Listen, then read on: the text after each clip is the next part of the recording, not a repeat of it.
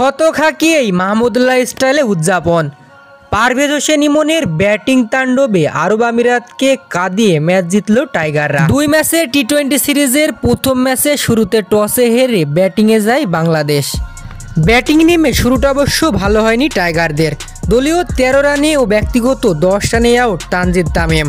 এরপর লিটন দাসও ফিরেছেন মাত্র 11 রান করেই।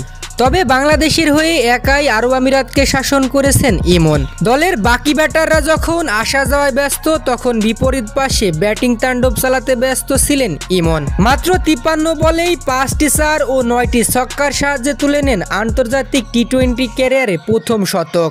আর শতক হাঁকিয়েই মাহমুদুল্লাহ স্টাইলে সেলিব্রেশন। মূলত ইমনের ব্যাটিংয়ের উপর ভর করেই বাংলাদেশ দল নির্ধারিত 20 ওভার শেষে সংগ্রহ করে পাহাড় সমান 191 রান। জবাবে বড় লক্ষ্য তাড়া করতে নেমে শুরু থেকেই আক্রমণাত্মক ক্রিকেট খেলতে থাকে আরব আমিরাত। মাত্র 3 ওভারের মধ্যেই স্কোরবোর্ডে সংগ্রহ করে ফেলে 40 রান। তবে 41 রানের মধ্যেই পরপর 2টি উইকেট হারিয়ে চাপের মুখে চলে যায় দলটি। তবে এরপরও ম্যাচে ঘুরে দাঁড়ায় আরব আমিরাত।